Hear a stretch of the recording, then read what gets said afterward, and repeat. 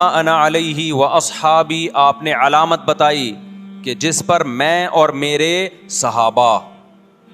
اس حدیث نے دودھ کا دودھ اور پانی کا پانی کر دیا.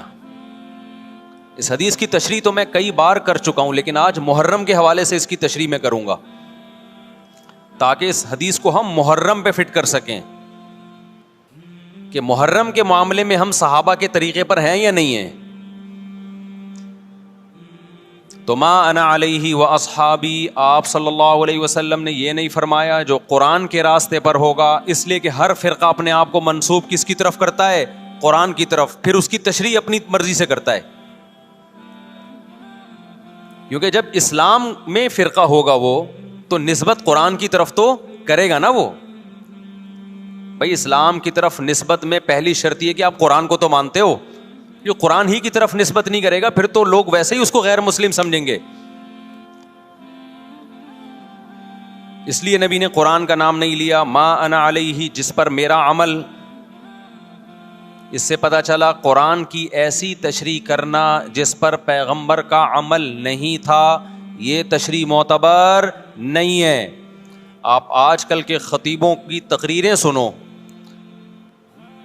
جو جاہل خطیب ہوتے ہیں، مجمع گرم رکھنے کے لیے قرآن کی آیتوں کے ایسے مفہوم بیان کرتے ہیں جو نہ ہم نے کبھی سنے، نہ ہمارے حاشیے خیال، علماء کے حاشیے خیال میں بھی نہیں گزرے. پتہ نہیں کہاں سے لا رہے ہوتے ہیں ایسی تفسیر. تو نبی نے فرمایا جس پر میرا عمل. لیکن اتنا کافی نہیں ہے. بعض لوگ قرآن اور نبی کے عمل کی ایسی تشریح کریں گے جس کو صحابہ بولو نہیں مانتے، جس پر صحابہ کا عمل نہیں تھا. تو آپ نے فرمایا وہ تشریح ما انا علیہ و اصحابی، جو میرے اور صحابہ کے راستے پر ہوگا، وہ فرقہ کیا ہے؟ جنتی ہے. سمجھتے ہو کہ نہیں سمجھتے؟ اب دیکھیں بڑی زبردست بات ہمارے سامنے آ گئی کہ جو جنتی فرقہ ہے اس کی علامت کیا ہے؟ صحابہ کے راستے کو نہیں چھوڑے گا اور پیغمبر کے راستے کو نہیں چھوڑے گا. دیکھے گا پیغمبر کی کیا تعلیمات اور صحابہ نے اس پر کیسے عمل کیا. علماء نے کہا کہ جس میں یہ علامتیں پائی جائیں گی اس کا مطلب وہ فرقہ ناجیہ ہے، ناجیہ نجات یافتہ. تو علماء نے اس کو ایک نام بھی دے دیا، یہ اس علامت کی بیس پہ یہ نام علماء نے دیا تاکہ نام سے پہچان ہو جائے کہ اس حدیث کے معیار پہ یہ فرقہ اترتا ہے یا نہیں اترتا. تو حدیث میں دو چیزوں کا ذکر تھا، ایک سنت اور ایک صحابہ. تو صحابہ کے لفظ کو جماعت سے تعبیر کیا، یعنی اجماع صحابہ. صحابہ کا جو اجماع ہے نا اس کے خلاف نہ ہو، صحابہ کے راستے سے نہ ہو، اس کو الجماع کہا گیا. اور نبی کے طریقے کو سنت کہا گیا. تو اس لیے اس فرقے کا نام جو نجات یافتہ تھا اسلاف نے نام رکھا اہل السنت والجماعہ. کھوپڑی شریف میں بات آ گئی، اہل سنت والجماعت جو حدیث کو بھی مانتے ہیں اور صحابہ کو بھی مانتے ہیں. لیکن ظلم یہ ہوا کہ بہت سے لوگ جو نہ سنت کو مانتے نہ صحابہ کو مانتے، انہوں نے اپنا نام اہل سنت والجماعت رکھ لیا. حالانکہ نام میں کچھ نہیں رکھا. اصل کیا ہونا چاہیے؟ کام وہ ہونا چاہیے جو سنت اور جماعت کے مطابق ہو. تو اب یہ نہیں کہ جو فرقہ بھی اہل سنت والجماعت کا لیبل لگا کے آ جائے آپ نے اس کو جنتی ماننا شروع کر دینا. نا نا نا نا نا، آپ نے علامت دیکھنی ہے کہ اس میں اہل سنت والجماعت والی علامتیں پائی جاتی ہیں، وہ عقیدے ہیں جو اہل سنت والجماعت کے ہیں، پھر تو ہم مانیں گے، ادروائز اس کو ہم فرقہ ناجیہ میں نہیں مانیں گے. بات آ رہی ہے سمجھ میں کہ نہیں آ رہی ہے؟ تھوڑی علمی پیچیدہ بحث ہو گئی میرا خیال ہے آج.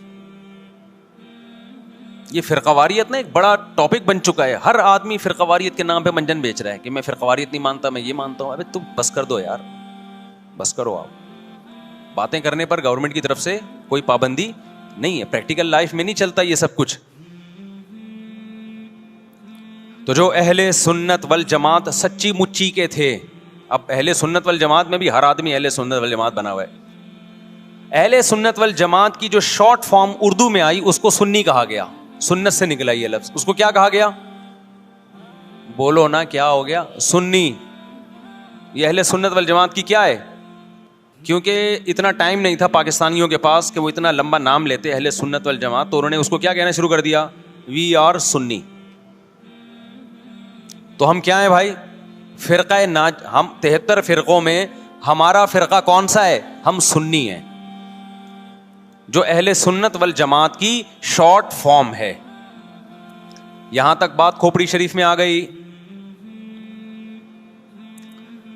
اب جو سنی ہے نا، ان کے کچھ مخصوص عقیدے ہیں، وہ عقیدے ہوں گے تو آپ سنی ہوگے، وہ عقیدے نہیں ہے تو آپ سنی نہیں ہے. لیبل لگاتے رہو. جیسے وہ بار بار میں چٹکلا سناتا ہوں نا کہ ایک آدمی نے چاول کی بوری پر، چینی کی بوری پر چاول لکھا ہوا تھا. لوگوں نے پوچھا بھائی اندر چینی ہے باہر چاول، کہتے ہیں مکھیوں کو دھوکہ دینے کے لیے، مکھیاں بہت بیٹھتی ہیں. تو لیبل کیا لگا دیا؟ چاول کا. اندر کیا ہے؟ چینی. تو ایسے ہی بہت سے لوگ لیبل یہ لگاتے ہیں کہ اہل سنت والجماعت ہم سنی ہیں. لیبل انہوں نے سنی کا لگا دیا، اس فرقے کا لگا دیا جس کو ہم نجات یافتہ سمجھتے ہیں، لیکن اندر مال جو پڑا ہوا ہے وہ سنی والا مال نہیں ہے.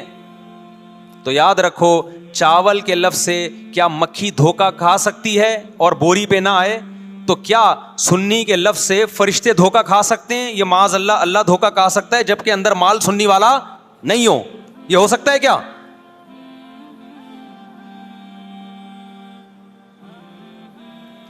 تو اس لیے میں کہتا ہوں آپ ایک چیز ہو جاؤ، یا سنی ہو جاؤ یا شیعہ ہو جاؤ یا کچھ اور ہو جاؤ. کبھی ادھر جا رہا ہے کبھی ادھر جا رہا ہے، کبھی ادھر لڑک رہا ہے. محرم میں شیعہ بن رہا ہے، ربیع الاول میں بریلوی بن رہا ہے، رمضان میں انسان کا بچہ بنتا ہے. میں یہ نہیں کہہ رہا کہ بریلوی انسان کے بچے نہیں ہیں، یعنی رمضان میں ایسا لگے گا جیسے بہت نیک آدمی. تراویح میں پہلے 3 دن دیکھو نا آپ.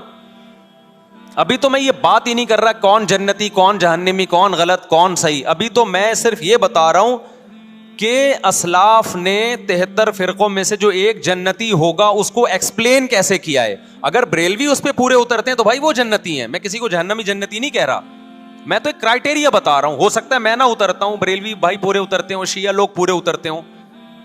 کسی ایک کو میں یقینی طور پہ نہ جنتی کہہ رہا ہوں نہ جہنمی. میں تو کہہ رہا ہوں کہ آپ فیصلہ کرو کہ آپ ادھر ہو یا ادھر ہو، درمیان میں نہ لٹکو. ایسا نہیں ہو سکتا ایک ٹانگ جہنم میں ایک ٹانگ جنت میں آپ